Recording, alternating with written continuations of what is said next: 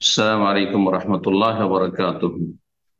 بسم الله الرحمن الرحيم. الحمد لله والصلاة والسلام على رسول الله وعلى آله وصحبه أجمعين وبعد. সম্মানিত শ্রোতা দর্শক মন্ডলী, যে যেখান থেকে আমাদের সাথে যুক্ত হয়েছেন, আসসালামু আলাইকুম রহমতুল্লাহ বারাকাতুহু। আল্লাহ রাব্বুল কাছে দোয়া করি আল্লাহ রাব্বুল আপনাদেরকে দিন দুনিয়া সার্বিক কল্যাণ দান করেন, উপকারী ইলম হাসিলের তৌফিক দান করেন এবং নেক আমলে তৌফিক দান করেন, ভালো পথে আহ্বান করার তৌফিক দান করেন, সমস্ত অনিষ্ট থেকে আল্লাহ হেফাজত করেন। আমাদের ধারাবাহিক আলোচনা ফিকহুল ইবাদাতের ফিকহুস সালাহ, সালাতের মাসাইল নিয়ে আলোচনা চলছে। বিষয়বস্তু সেজদায়ে তেলাওয়াত, তেলাওয়াতের সেজদা। তেলাওয়াতের সেজদা যদিও সালাত নয়, কিন্তু সালাতের পর্বগুলিতে এই জন্যই লেখক উল্লেখ করেছেন যে সেজদা সালাতের একটি গুরুত্বপূর্ণ অঙ্গ। বলছেন লেখক, সুজুদুত তেলাওয়াহ, তেলাওয়াতের সেজদার হুকুম প্রথম, হুকমহু।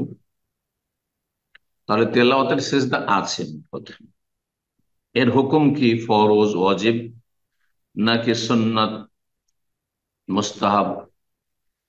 বলছেন হুকমহু সুন্নাতুন, তেলাওয়াতের সেজদা হচ্ছে সুন্নাত। ফিস সালাতে ও খারিজাহা, সালাতের ভিতরে হোক অথবা সালাতের বাইরে হোক। সালাত অবস্থায় তেলাওয়াত করছেন আর তেলাওয়াতের আয়াত চলে আসলো, তাতেও সুন্নাত। আর সালাতের বাইরে এমনি তেলাওয়াত করছেন অথবা মনোযোগী হয়ে শুনছেন, তাহলে সেখানেও সুন্নত। ওয়াজিব ফরজ নয় যে কেউ যদি ইচ্ছাকৃত সেজদা তেলাওয়াত না করে তো গুনাহগার হবে, এমন কথা নয়, কোনো গুনাহ হবে না। কে কে সেজদা করবে? কানে একটু আওয়াজ পৌঁছিলে সেজদা করবে না, বলছে ওয়াইসান্ন সুজুদুত তিলাওয়াতিল কারি ওয়াল মুস্তামি। সেজদা তেলাওয়াত সুন্নত হচ্ছে পাঠকের জন্য, যিনি কোরআন তেলাওয়াত করছেন, অথবা মুস্তামে মনোযোগী হয়ে শুনছেন। শুধু সামে নাই, সামে মানে হয়তো একটু শুনলেন কিন্তু আসলে মনোযোগী হয়ে শোনেন না। যাচ্ছেন আশপাশ দিয়ে ঘোরাঘুরি করছেন, কথা বলছেন, আর কানে আওয়াজ আসলো, হ্যাঁ সেজদা তেলাওয়াতের আয়াত, তেলাওয়াতের সেজদা যা যে রয়েছে এরকম আয়াত পাঠ আসলো, তো আপনি মনোযোগী হয়ে যেহেতু শুনছেন না, সেজন্য আপনার জন্য সেজদা নেই। তাহলে যেই ব্যক্তি মনোযোগী হয়ে শুনবে, আর কোরআনে কারীম যখন তেলাওয়াত হয় তখন যদি ব্যস্ততা থাকে তাহলে কোরআনে কারীম আপনি তেলাওয়াত বন্ধ করে দেন বা সেখানে অবস্থান করিয়েন না, আপনি অন্য জায়গায় কাজ করেন। আর যদি তেলাওয়াত হয় তাহলে মনোযোগী হয়ে শোনেন। সূরা আরাফে আল্লাহ ইরশাদ করেছেন, ওয়াইযা কুরিআল কুরআনু ফাসতামিউ লাহু ওয়া আনসিতু লাআল্লাকুম তুরহামুন। যখন কোরআন কারীমের তেলাওয়াত হয় তখন ফাসতামিউ লাহু, মনোযোগী হয়ে শুনুন, ভালো করে শ্রবণ করুন। ওয়া আনসিতু, এবং চুপ থাকো, নীরব থাকো। লাআল্লাকুম তুরহামুন, তাহলে তোমাদের ওপর আল্লাহর রহমত নাযিল। আল্লাহর রহমতের গুরুত্বপূর্ণ মাধ্যম হচ্ছে মনোযোগী হয়ে কালামুল্লাহ শোনা। আর যদি শোনার সময় না থাকে বা পরিবেশ না থাকে তো বন্ধ করে দেন, আপনার বন্ধ করার হলে। জি। কোরআনে কারিমে কতটি সেজদা রয়েছে? কোরআনে কারিমে সেজদা রয়েছে 15টি, এটি হচ্ছে সঠিক, সহিহ সুন্নাহ দ্বারা প্রমাণিত। তবে কোন কোন মাযহাবে 14টি রয়েছে, আর কোন মাযহাবে 11টি রয়েছে। এই তিনটি মাযহাব রয়েছে। আর মাযহাবগুলিকে কোরআন সুন্নাহর আলোকে যাচাই বাছাই করে আমল করতে হবে। মাযহাবের যে সব কথা কোরআন হাদিস সম্মত সেগুলি সে নত করে মেনে নিতে হবে, কারণ সেগুলি ওহীর কথা, এবং তারা যে ইজতিহাদ করে ফতোয়া দিয়েছেন আইম্মায়ে ওলামায়ে কেরাম, তারা সঠিক সিদ্ধান্ত উপনীত হয়েছেন। আর যদি দেখা যায় কোরআন সুন্নাহর সাথে সাংঘর্ষিক হয়ে যাচ্ছে, সহিহ হাদিস বিরোধী হয়ে যাচ্ছে, তাহলে সেই যে কোনো মযহাবই হোক না কেন, মযহাবের ফতোয়া ছেড়ে দেওয়া ফরজ, না ছাড়লে গুনাহগার হবে, জানার পর না ছাড়লে গুনাহগার হবে। কোরআনে কারিমে সিজদা রয়েছে খামসু আশারাতা সাজদা, 15টি সিজদা রয়েছে। 1 নম্বর সূরা আরাফ, 2 নম্বর সূরা রাদ, 3 নম্বর সূরা নাহল, 4 নম্বর সূরা ইসরা, সূরা বনী ইসরাইল, 5 নম্বর সূরা মারিয়াম, 6 নম্বর সূরা হজে, দুটো 6 আর 7। জি, এই সূরায় হজে দুটো সিজদা রয়েছে। এটি হচ্ছে সমস্ত সালাফি ওলামাদের ফতোয়া, ইমাম আহমদ বিন হাম্বলের ফতোয়া, এটি হচ্ছে ইমাম শাফির ফতোয়া। পক্ষান্তরে হানাফি মজহাবে সূরা হজে একটি সেজদা রয়েছে, এই জন্য 15তে একটি কমে গেল। হানাফি মজহাবে সেজদা 14টি, এই জন্য সূরা হজের একটি সেজদা, প্রথম সেজদাটি তাদের কাছে সাব্যস্ত, দ্বিতীয় সেজদা তারা হয়তো তাদের ইমামের কাছে বা তাদের কাছে সেই সময় যখন তাদের মজহাবি কিতাবুল সংকলন হয়েছে হাদিস পৌঁছেনি হয়তো তাদের কাছে, সুতরাং মাজুর।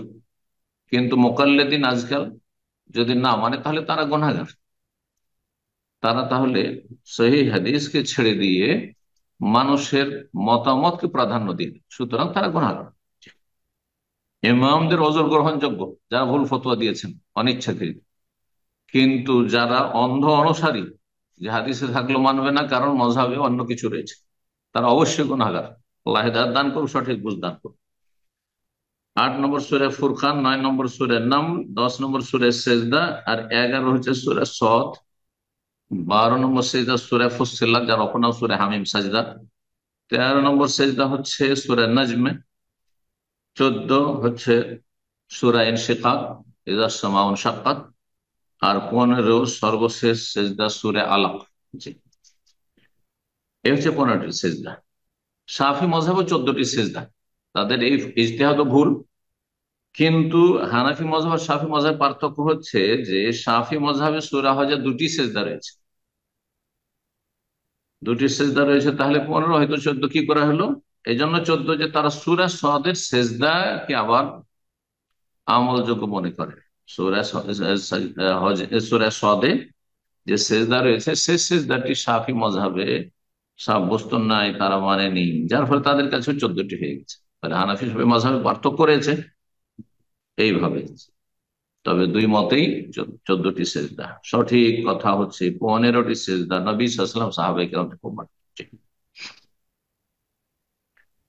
সেজদার যে আয়াতগুলি রয়েছে কোরআনে কারিমে, সেগুলি দুই ভাগে বিভক্ত।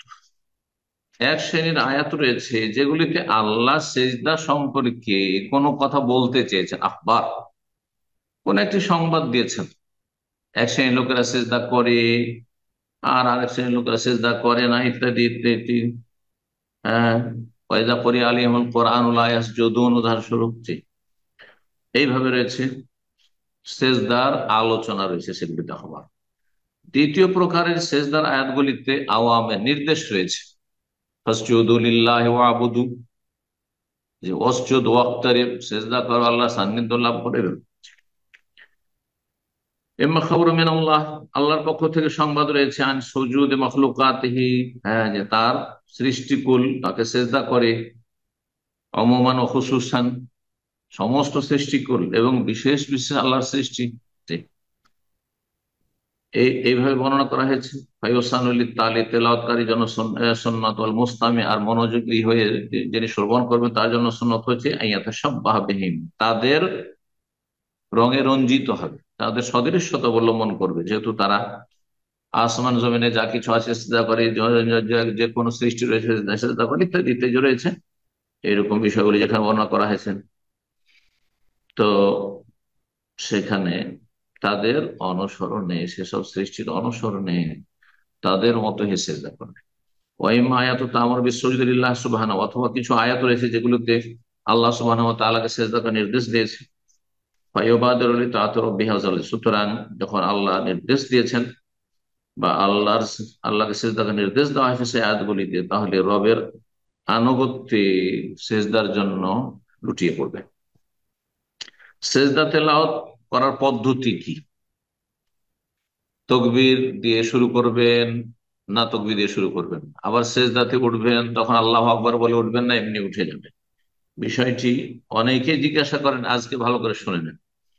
সুজুদুত তিলাওয়াত সাজদাতুন ওয়াহিদা, বলছেন যে তেলাওয়াতের সিজদা হচ্ছে একটি সিজদা, দুই সিজদা নয়। তাহলে তেলাওয়াতের সিজদা হচ্ছে একটি সিজদা।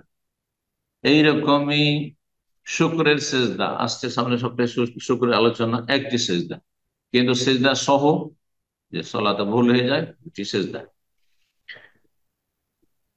সেজদা করার ক্ষেত্রে, তকবীরের ক্ষেত্রে তিনটি মত রয়েছে, তিনটি মত রয়েছে। এই তিনটি মত আজকে শোনেন, আর তার মধ্যে কোনটি আমলের ক্ষেত্রে বেশি প্রাধান্যযোগ্য সেটাও শোনা। লেখক অধিকাংশ আইম্মাই কেরামদের মত, যে জমহুর, হ্যাঁ, সিংহভাগ ওলামাই কেরামদের মতকে এখানে প্রাধান্য দিয়েছেন, সেটাকে আমরা প্রাধান্য দেব। বলছেন ইউকাব্বির ওয়াইজা সাজাদা, সেজদা করার সময় তাকবীর পাঠ করবেন, ওয়াইজা রাফা, আর সেজদাতে ওঠার সময় সেজদা করবেন যদি সেজদাটি সলাতের হয়। তাহলে অধিকাংশ ওলামাদের মতে সলাতের ভিতরে, নামাজের ভিতরে সেজদায় যাবেন, যখন সেজদায় তেলাওয়াত করছেন আর আয়াত চলে আসলো সেজদা, আল্লাহু আকবার, আর যখন আবার সেজদাতে উঠে আবার তেলাওয়াত শুরু করবেন অথবা রুকুতে চলে যাবেন, তখন আবার আল্লাহু আকবার, যেহেতু আপনি সলাতের ভিতরে আছেন। তাদের দলিল যে নবী সাল্লাল্লাহু আলাইহি ওয়াসাল্লামের হাদিস রয়েছে যে সলাতে নবী সাল্লাল্লাহু আলাইহি ওয়াসাল্লাম ইউকাব্বিরু ফি কুল্লি খাফজিন ওয়া রাফিন, নবী সাল্লাল্লাহু আলাইহি ওয়াসাল্লাম আমল ছিল যে সলাত অবস্থায় যে কোনো নড়াচড়াই, ফি খাফজিন ঝুঁকলেও তাকবীর পাঠ করতেন, আর রাফা উঠলেও আল্লাহু আকবার পাঠ করতেন, তাকবীর পাঠ করতেন। একমাত্র সামি আল্লাহু লিমান হামিদা রব্বানা ওয়া লাকাল হামদ এটি ব্যতিক্রম। এছাড়া আপনি যখনই নড়াচড়া করবেন আল্লাহু আকবার। সুতরাং আপনি যখন নড়াচড়া করছেন, ঝুঁকছেন সেজদার জন্য, সেজদা তেলাওয়াতের জন্য আল্লাহু আকবার, আবার সেজদা তেলাওয়াত থেকে উঠছেন যখন, তো আল্লাহু আকবার সালাতের ভিতরে। কিন্তু যখন সালাতের বাইরে আপনি এমনি তেলাওয়াত করছিলেন বা তেলাওয়াত শুনছিলেন, আর সালাত অবস্থায় না, আপনি সেজদা করছেন, তাহলে তকবীর দেবেন না। বলছেন ওয়াইজা সাজাদা খারিজ সালাহ, সালাতের বাইরে যদি সেজদা দেন, সাজাদা বেলা তাকবীর, সেজদার শুরুতেও তকবীর নাই আর সেজদা করার পরেও তকবীর নাই, সাজাদা বেলা তাকবীরিন ওয়ালা তাশাহুদিন ওয়ালা তাসলিম, তাহলে তাতে তকবীরও নেই, আত্তাহিয়াত তাশাহুদও নেই, আর সালাম ফিরাও নেই। অনেকে ভুল করে, সেজদা তেলাওয়াতের পরে মাথা ঘোরা এদিক ওদিক, হ্যাঁ যেন সালাম ফিরছে, না, বেদাতে তাশাহুদ পড়লে বেদাত, এখানেও তকবীর নেই। তাহলে প্রথম মতটি অধিকাংশ আমাদের সলাতের ভিতরে আর বাইরের মাঝে পার্থক্য করে। সলাতের ভিতরে যদি সেজদা তেলাওয়াত হয় তো তকবীর দিয়ে সেজদা, আর সেজদা থেকে উঠেও তকবীর। সলাতের বাইরে যদি হয় তো সেজদার আগে পরে কোনো তকবীর নেই। দ্বিতীয় মত হচ্ছে ইমাম শাফি রাহিমাহুল্লাহ আর বেশ কিছু তাবেঈদের মত, ইবনে সিরিন রাহিমাহুল্লাহ বলছেন যে সলাতে হোক আর সলাতের বাইরে হোক, নামাজ অবস্থায় হোক আর নামাজের বাইরে তেলাওয়াত হোক, যখন তেলাওয়াতের সেজদা করবেন তখন তকবীর দিয়ে শুরু করবেন আর তকবীর দিয়ে শেষ করবেন, আল্লাহু আকবার দিয়ে সেজদা, আবার আল্লাহ আকবার বলে সেজদাতে উঠবেন। এটা হচ্ছে শাফি মযহাব। প্রত্যেকে আপন আপন দলিল বা ইজতিহাদ যুক্তি পেশ করেছেন, স্পষ্ট কিছু না থাকার কারণে বিষয়টিতে ইখতিলাফ হয়েছে। তৃতীয় মত ইমাম আলবানী রাহিমাহুল্লাহ, তিনি বলছেন যে এই তকবীর নেই, সেজদা তেলাওয়াতের ক্ষেত্রে তকবীর সালাতের ভিতরে হোক আর সালাতের বাইরে হোক নেই। আর সালাতের ভিতরে যে দলিল পেশ করছেন অধিকাংশ ওলামারা বলছে এটা সলাতে, কিন্তু সেজদা তেলাওয়াতের ক্ষেত্রে তো কোনো দলিল আমাদের কাছে নেই, সুতরাং সেটা তো তকবীর, তিনি বলছেন তকবীর দিতে হবে না, এমনিতে তাহলে সেজদায় চলে যাবে। কিন্তু এতে গোলযোগ হবে, পেছনের লোকের মুক্তাদিরা বুঝতে পারবে না যে কোথায় গেছে। তো তকবীর শোনার পরে বুঝতে পারে অনেক, কারণ অধিকাংশ মুসল্লিরা তো জানে না যে কোন আয়াতে সেজদা আছে আর না আছে, এটা সমস্যা অবশ্য হবে। আর তেলাওয়াত যদি সলাতের বাইরে, নামাজের বাইরে হয় তাতেও তকবীর নাই। আলবানী রাহিমাহুল্লাহ এটি বলেছে, কারণ যে হাদিসটিতে এমনি তেলাওয়াতের ক্ষেত্রে তকবীরের কথা রয়েছে সেই হাদিসটি আবু দাউদের জয়ীফ, সেই জন্য তিনি বলছেন না, মোটেই তাতে তকবীর নেই। আল্লাহ তাআলা সেজদা তেলাওয়াতের ফজিলত সম্পর্কে কিছু হাদিস রয়েছে, তার মধ্যে একটি হাদিস কালা রাসূলুল্লাহ সাল্লাল্লাহু আলাইহি ওয়াসাল্লাম বলেন, আবু হুরায়রা বর্ণনাকারী, এদা কারা ইবনু আদম সাজদা, যখন আদম সন্তান সেজদার আয়াত তেলাওয়াত করে, ফাসাজাদা তারপরে সেজদা করে, সেজদা তেলাওয়াত করলে তাহলে ফজিলত, এতাজালা শয়তান ইয়াবকি, তখন শয়তান দূরে সরে গিয়ে কান্না করতে শুরু করে, জিন শয়তান কাঁদতে থাকে, ইবলিস শয়তান কাঁদতে থাকে, ইয়াকুল বলে ইয়া ওয়াইলা, হায় সর্বনাশ, হায় দুর্ভোগ, অফির ইয়া ওয়াইলি, হায় আমার সর্বনাশ, ওমেরা ইবনু আদম বিস সুজুদ, আদম সন্তানকে সেজদা নির্দেশ দেওয়া হয়েছে, যে আয়াতে যে সেজদার আয়াত সেগুলিকে সেজদা করো, ফাসাজাদা সুতরাং তারা সেজদা করছে, ফালাহুল জান্নাহ সুতরাং আদম সন্তানের জন্য জান্নাত রয়েছে, কওমের তো বিশ্বজুদ, আর আমাকে সেজদা নির্দেশ দেওয়া হয়েছিল আদমকে উসজুদুল আদম ফাআবাইতু, তো কিন্তু আমি অস্বীকার করেছিলাম। অহংকার এবং হিংসা বশত, অহংকার আর হিংসা মানুষকে ধ্বংস করে। এই দুটো রোগ হচ্ছে ইবলিস শয়তানের রোগ এবং সর্বপ্রথম প্রাচীন রোগ। তো ফালিয়ান্নার, সুতরাং আমার জন্য জাহান্নাম, হাই আমার জন্য জাহান্নাম, হাই হাই করে তো লাভ নাই। জি, তওবার দরজা ইবলিস শয়তানের সামনে বন্ধ হয়ে গেছে। জি, আখরাজা মুসলিম, হাদিস সহিহ মুসলিমে রয়েছে 81 নম্বর হাদিস। আর একটা মাসলা লেখক বলছে, ইজা সাজাদাল ইমাম লাজিমাল মামুম মুতাবিআত, নামাজের ভিতরে আছেন, ইমাম সেজদায় গেল, তখন মুক্তাদির জন্য আবশ্যক অনুসরণ করা। মুক্তাদির তখন আর কোনো অপশন নেই যে সেজদা তেলাওয়াত সুন্নাত, ইমাম করুক আমরা এমনি দাঁড়িয়ে থাকবো, না, চলবে না, সেজদা করতে হবে। ওয়ালা ইউকরাহু লিল ইমামি কিরাআতু আয়াতিন আও সূরাতিন ফিহা সাজদা ফি সালাতিন সিররিয়া। সালাত নামাজ দুই রকম, সিররি যাতে মনে মনে তেলাওয়াত, যেমন যোহর আসরে, আর জাহরি যেমন মাগরিব এশা ফজর। তো জোহর আসরে যদি সে এমন আয়াত তিলাওয়াত করে ইমাম সূরা ফাতিহা পড়ে যাতে সেজদা রয়েছে, সূরা আলাক ধরে, তো জায়েজ, কোনো অসুবিধা নেই, জায়েজ। আর যদি সেখানে সেজদা করে, তাহলে মুক্তাদিকে ধরে নিতে হবে যে নিশ্চয়ই ইমাম তেলাওয়াতের আয়াত পাঠ, মানে যে সেজদা তেলাওয়াতের আয়াত পাঠ করেছেন, সুতরাং তিনি সেজদায় গেলেন, তারাও সেজদায় চলে যাবে, সেটা শুনতে পাক আর নাই পাক।